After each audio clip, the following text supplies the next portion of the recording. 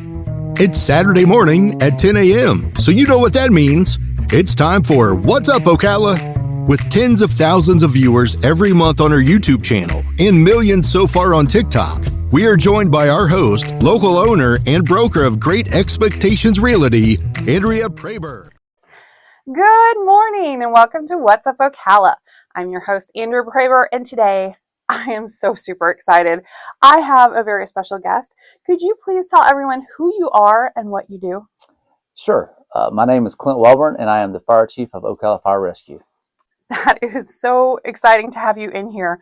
I have so many questions for you, so I'm just going to jump right into it because I'm sure there's a lot of stuff that people are really curious about.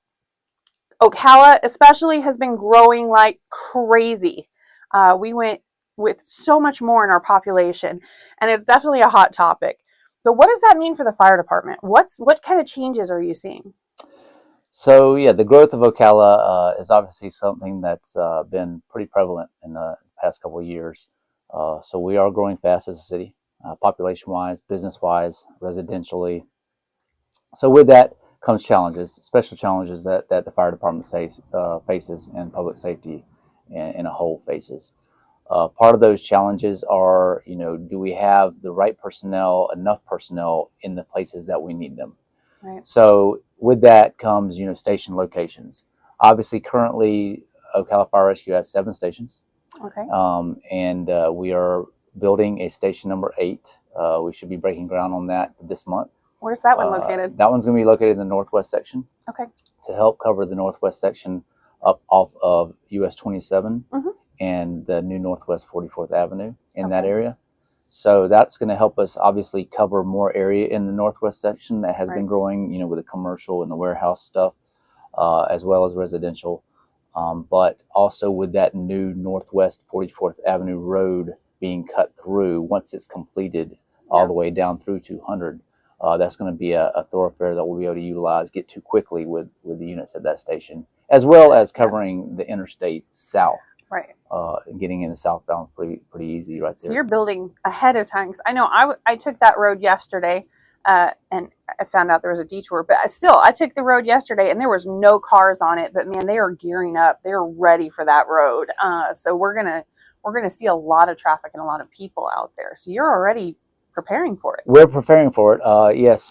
Again, the traffic out there, and the population has grown. Yes, exponentially. It has. And once that road does get completed, I think we'll see a lot more traffic on 44th Avenue as people can actually use it. 27 itself has become very congested at certain times of the day already. So that's one of our steps to try to catch up with the growth that's already currently happening. And another one of those challenges is the traffic that we face when we're going to calls, when we're responding to 911 calls. That actually does beg the question. I mean, if I called 911 like now, what kind of time frame are we looking at for a response? Sure, a good question. So there are a lot of factors that come into play when it comes to response times. Time of day being one of them. The traffic on the road, our schools in session, our schools getting out, school buses. And then of course you got construction. We see the construction on 200 right now. So that all plays a role in a factor in how fast we can get somewhere, and obviously station location and unit location at the time. Are our units that are in the closest station to the call, are they busy on another call? So there are several factors. We shoot to try to get our units on scene, around the 5-minute mark. Sometimes we're well ahead of that. Sometimes we're right at it, and sometimes we're a little over. But we do strive to be there within 5 minutes. That's awesome. We've had, with the growth and of course the traffic issues and everything, it just seems like we've had a lot more interesting calls from our perspective, just, reading the news after the fact and stuff. We saw a laundromat over on 25th explode, and they caught it on camera and stuff. And just some crazy stuff. But we still have some of the other issues, like the brush fires and stuff. I actually saw a brush fire over by the big Walmart over here on 19th not too long ago. And I'm like, how in the world did that happen? You know, what got that started? So what are you seeing? Like, because you're actually in it. You're going to you see all the calls. Right. So, yeah, we do have, I mean, our calls range from, something very minor to something so out of the ordinary. You were like, wow, that really happens. And lately we have had some interesting calls. We've had train derailments. We've had the interstate the other day. We had multiple accidents on the interstate and multiple vehicle pileups on the interstate. Right. Obviously, some within the city limits and then some just outside in the county that affect everything through, creates more traffic inside the city. Right. Hazardous materials incidents. But you spoke of brush fires. The city is obviously more populated, got more asphalt, got more concrete inside the city limits. So you wouldn't think that brush fires are necessarily a thing inside the city of Ocala. And typically they're not. They're not our biggest concern. We do have some, though. We've had a few. I was looking at it going, oh, wow, I wonder what happens if all of that wall of pallets gets to the fire. Yes. That's not a good plan for a brush fire right there. Right. And we have had something like that in the past. We've had, railroad ties catch on fire. Oh, wow. Inside of a brush fire. So, as far as the equipment that we have, we send out our pumpers that are typically made for structural firefighting to these. And if we need help, we reach out to those who have brush trucks. Oh, so what's a brush truck? A brush truck is a truck that's specifically designed to fight brush fires. They have a cordon reel on them, a hose reel on them. Okay. And they pump and roll, so they can roll and pump at the same time, so you can kind of go along the brush fire and put it out. Sorry, I'm like, I'm not in with the lingo.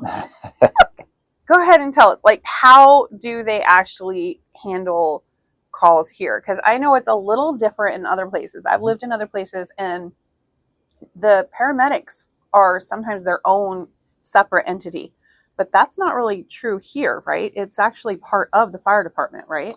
So yes, correct. So the fire department in Ocala and in Marion County, we work together. So our firefighters are dual certified. Every firefighter we have is at least a firefighter EMT or a firefighter paramedic. So the difference being the EMT is the basic life support side of it, and the paramedic is the advanced life support of it side of it. So every unit that we have outside of our ladder truck, our Tower 1, is an ALS unit. So that means they have at least one paramedic on that. So that's our goal, is to get that paramedic on scene of, when we're dealing with the medical side of things and medical calls. And they work hand in hand. So you have to be dual certified to be employed as a firefighter with the city of Ocala. Well, city of Ocala even is changing. You mentioned ladder trucks, and I have to admit, we didn't really have that tall of buildings before. Yes. They were very few and far between. And then even like the tallest building we have in city of Ocala is 11 stories. It's not, that's the hotel that they just redid. I think it's only 11 stories. So it's not that tall of buildings, but we're utilizing them more. We used to have the Sprint telecom building, and now that's condos. And now we've got the Ocala Hotel, which is getting revitalized. But now that's going to be a hotel with people potentially on 10 or 11 stories up. So how are you guys handling that? So obviously, as we grow as a city, if we start growing up, you're going to start getting higher and higher. Yeah. So with that, one of the challenges that we do face is that issue. What our aerial devices are capable of doing, and we did just place a second aerial device in service, and now our next step will be able to utilize that aerial device solely as an aerial device. Right now, it's kind of out in front as a first line engine also. Okay. So we have Tower 1 and we have Ladder 3. Now with that, they're both 100-foot aerials. So they reach 100 foot up. Right. So if you're looking at, your commercial buildings, typically your 6-story building that has an actual ceiling to it is going to be somewhere around 75 to 80 feet. So, we're reaching our limit when we get up to 7 stories. That's something that we got to look at. If we start building buildings taller than that, then we're absolutely going to have to look at the equipment that we're have to get when it comes to that. But not just straight up not having the equipment to reach what we're building is kind of problematic. Yes. What is an aerial device? Just checking what the lingo is. Good question. So an aerial device is going to be the trucks that you see that have the ladder attached or on top of the truck itself. And it just, that's literally all it does. Got it. Okay. I'm getting it. I'm going to know all of the lingo by the time you're done today, I swear. So what kind of things are you doing? I know it's not, you have your firefighters out there working the aerial devices, and you got them doing the EMT, and you got them, doing all this, brush fires, and you got all this stuff going on, but you guys are also working with the community too. So like, what kind of stuff are you guys doing with the community right now? Like what kind of education classes and outreach and stuff? So, the men and women of Ocala Fire Rescue, they're highly trained individuals. We are fortunate enough to have the Florida State Fire College pretty much in our backyard, that, the training is pretty local. So with that, we do have a fire prevention side. We have a prevention division, currently is made up of 4 personnel. We have a battalion chief who's our fire marshal, and we have 3 captains inside that division. Their role for Ocala Fire Rescue and the city of Ocala in general is very important in the fact that they help keep our citizens safe, and they help keep our firefighters safe. So with that, what they do is they work close hand in hand with our growth management division inside the city, because when it comes to building new structures, when it comes to reclassifying a business, or if a new business moves into a building and it's not the same type of business that was in there before, it helps ensure that the codes and standards are met. Codes and standards are there for a reason, right? They're there to save lives. Is the right sprinkler system in place? Are extinguishers where they need to be located? Are the detectors where they need to be located? Are the alarm systems working? The flow switches, are they working? Firewalls, are they in place? So the job that they do is inevitably important to how we perform and what we can expect to see when we get a 911 call for a fire when we get on scene. So on that side of it, we have public education part that, where our people go out and we do smoke alarms, and we install smoke alarms. We do CPR classes. Oh, wow. We go and talk to, schools about fire prevention and fire safety. So there are a lot of programs out there that we do to help the public. Now, see, that just opens up even more questions. I am a very curious person, which is probably how I ended up with what I have on this channel. But, okay, smoke alarms. We do property management. Mm-hmm. So we've got, hundreds of houses, and I cannot tell you how many times I have gone into a home inspection, or just a routine inspection, and there's a whole lineup of all their smoke alarms just sitting there, and they're like, well, they were chirping. So, and I'm like, just put a battery. I got so sick of it that I went and got 10-year lithium ion batteries in the smoke alarms, and we put that in all of them. Well, now I'm hearing those are terrible things to buy because lithium batteries are going to make the house catch on fire. And I'm like, oh dear God. So 10-year smoke alarms. Obviously, they're not going to last 10 years. Nothing ever lasts as long as it says it's going to. But they are at least staying in the houses. What are your thoughts? So the thoughts on the smoke alarms, if you can, have them hardwired. Really? Yes. So hardwire smoke alarms is definitely the best way to go. And with that comes the side piece of the 9-volt battery, basically. Yes. That is a backup. So if your power goes out, you have a backup. Right. And the chirping that they hear is because it's time to change the battery. Just change the battery. Right. Just change the battery. Right. And the typical saying is, every time you change your clocks, change your battery. Every 6 months. So with that, the 10-year battery, that's what we install. Is it? Yes, that's what we install. I did not know that. Mm-hmm. Okay, so I didn't, ruin anything horrible by making that decision. Okay, that's awesome. Because I would rather they have something rather than Yes. nothing. And if Mhm. they're just going to take the things apart, Yep. yeah, we don't have the issue anymore of them just having them lined up on the counter. Right. So, but we're giving them a good, 5 or 6 year is what we're kind of gauging as the length of life, and just replace them after that. So, Well, that's good, and thank you for doing that, because that's a big piece of it, right? So, working smoke detectors save lives. I mean, there's no doubt about it.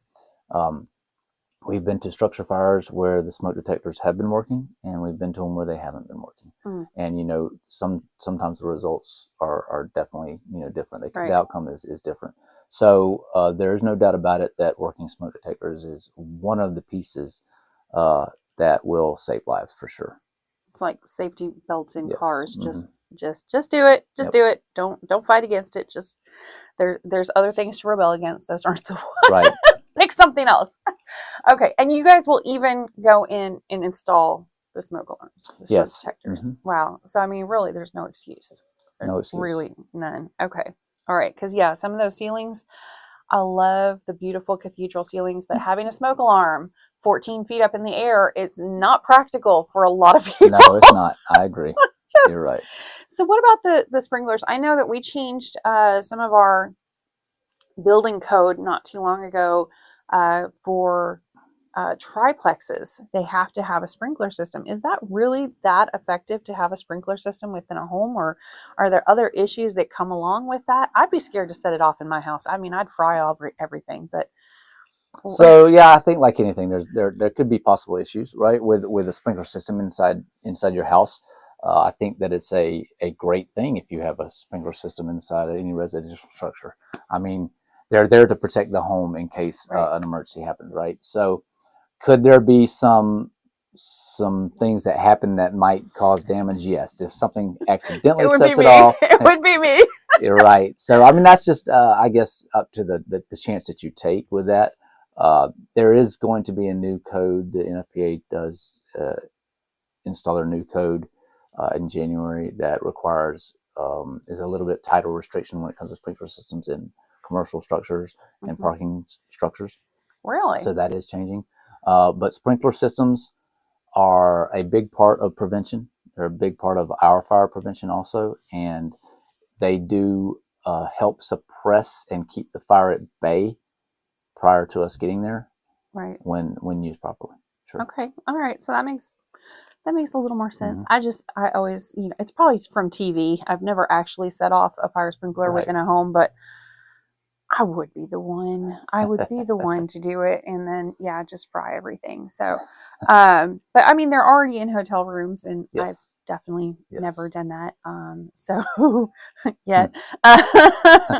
So, what about, you said the parking structures? We're getting a new parking garage downtown Ocala, which is very exciting, and it's right next to Starbucks, so that's even more exciting for me.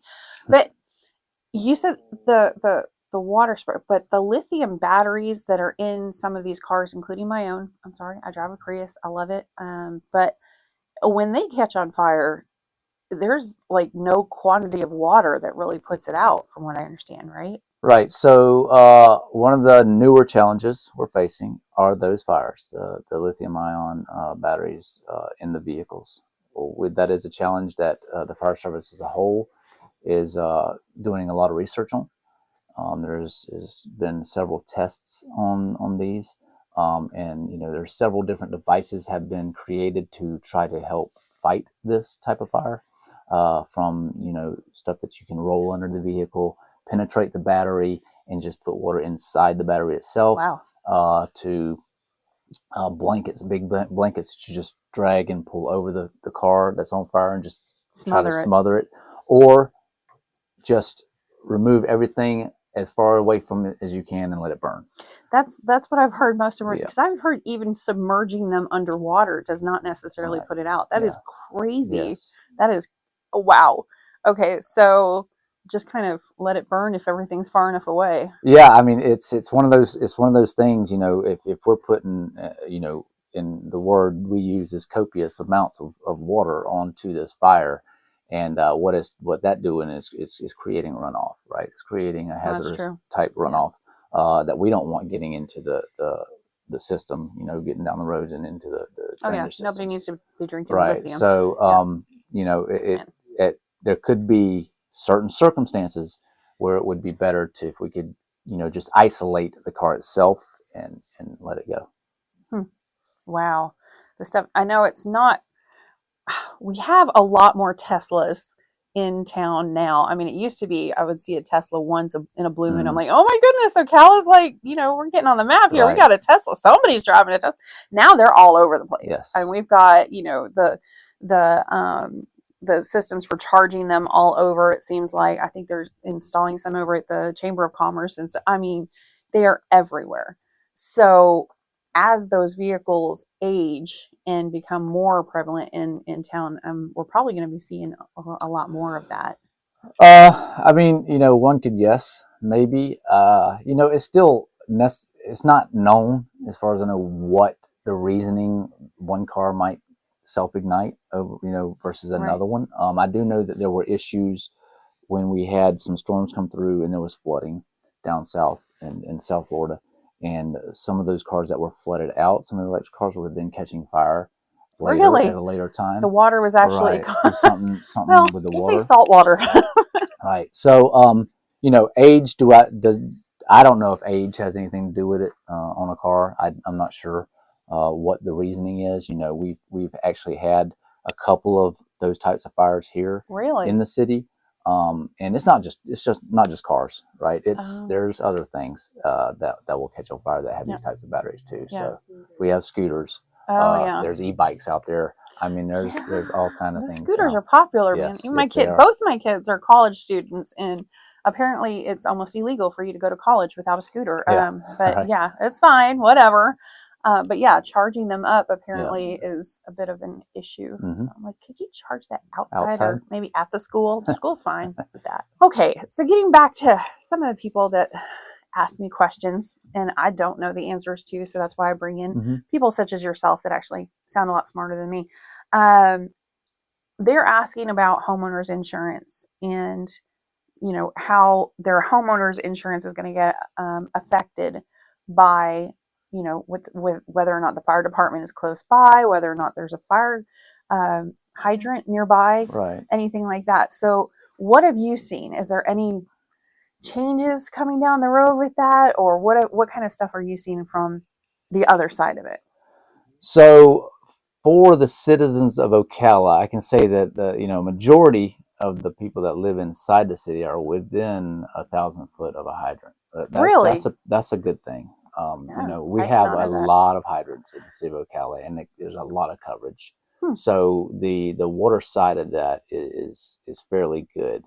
The insurance, that rates that people are paying, I don't know it's high. It's high. I don't know the algorithm that certain insurance companies get or use to get to those rates. I do know that every insurance company is different, so their algorithms are a little bit different. I know our piece of the algorithm is, falls into the ISO portion of that. And, a higher ISO score, closer to a 1, the better that your insurance will be. So, with that, there's a lot that goes into an ISO rating. Fire department is around 50% of that. Really? That high? And the water department is like 40%. Wow. And then, so there are some, some factors there. Currently, we sit at a 2, which we're 1 away from, one more level. So close. We're so close. So hopefully we can get to that 1. That's awesome. With the addition of our stations. Like I said, Station 8, and then, looking at putting a station at the airport.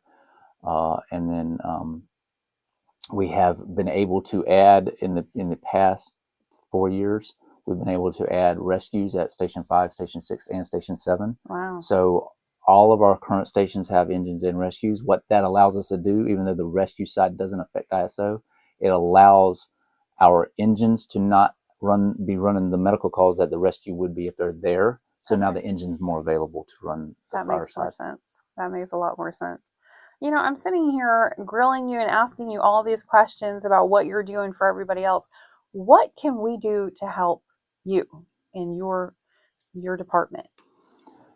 Well, since you ask, no. I mean, as a real estate company, I would say that if you're out there selling houses, we definitely are every day. That it would be good to be able to throw a plug in there like, hey, let's ensure that your house is fire safe, fire ready. Ensure that they have the smoke detectors that you were talking about. It's awesome if they have a sprinkler system. I know every house does not, but then that's nothing that you can make them have. But ensure, and this goes more on maybe the personal side of it, but ensure that they have a plan. Hey, if their house does catch fire, do your exit points? Do you have a plan with your family to meet somewhere outside? Get outside, call 911. That, and the growth as far as a realty, organization, the growth that you see, be a proponent of, possibly getting more buy-in from developers and such to say, hey, look, this is going to create a heavier call load on our public servants. And so what can we do to step out there and assist in trying to make sure that the fire department, the police department are able to continue to serve at the level that they do? Wow. Well, we can definitely do that. So I will definitely help out with the fire smoke detectors. I always say fire alarms, but they're smoke detectors. And maybe we'll just do it as a closing gift for each time. There we go. That we can do. We can definitely do. All right. So you mentioned ISO, but not everybody knows what that is or what it means to them. So could you go and explain a little bit about that? Okay. So yeah, the ISO rating is going to be done by a company that comes in, and it's basically saying what the level of service will be and how ready is your fire department to respond and fight the fire if you have a fire at your house.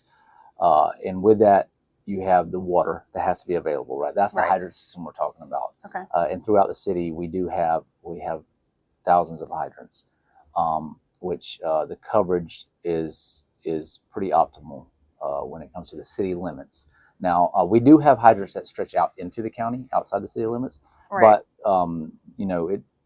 some people do mistake that maybe if I have an Ocala address, that means that my ISO rating is what Ocala Fires is, which is 2. It's not. And it's not.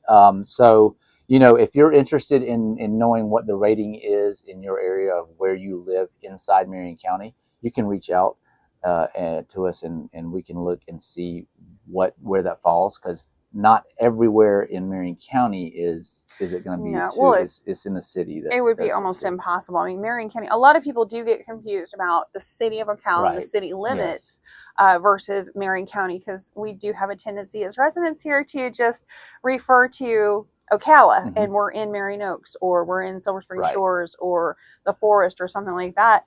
Though that is not Ocala. No, that is actually outside of Ocala, even though in Marion Oaks and Silver Spring Shores, I know for sure that's an Ocala mailing address. Yes, it will have an address. So we apparently just like to confuse people really, really, really well. So yeah, it is not the city of Ocala. What we're talking about right now is the city inside the city, inside the city limits. Yes. So they can actually find out where, without just using their eyeballs, they can actually go out and find out where the closest hydrant is, right? So how do they do that? Oh, they can. Well, there's 2 ways. There is a map, I believe, on ocalafl.gov that they can go on and look and see a hydrant map. Okay. They can also reach out to us. We get people reaching out all the time to Ocala Fire Rescue. And we verify. So when they're getting insurance, they actually reach out to us. We verify through letter that they have a hydrant with 1,000. Really? Mm-hmm. So you actually send them a letter out and they can give that to their insurance company. Yes. That's pretty cool. Is there anything else that you want everyone to know out there within Ocala anyway? I mean, I would like the citizens of Ocala to know that, we're here for them. We're obviously here for when they call 911 on their worst day. We want to be here. We want to be able to get to them, to respond to them, as quickly and as safely as we can, to serve them to the best of our ability. And so the men and women of Ocala Fire Rescue are ready to do that. That's awesome. Thank you so much. You're welcome. Thank you so much for coming in. We greatly appreciate it. Y'all, we will be back next week, same time, same place, and we will have more amazingly interesting stuff to discuss. So we'll see you next week. You've been listening to What's Up, Ocala? Follow us all week on Andrea Praber's YouTube channel and TikTok. We'll see you next week at 10 a.m. on What's Up, Ocala.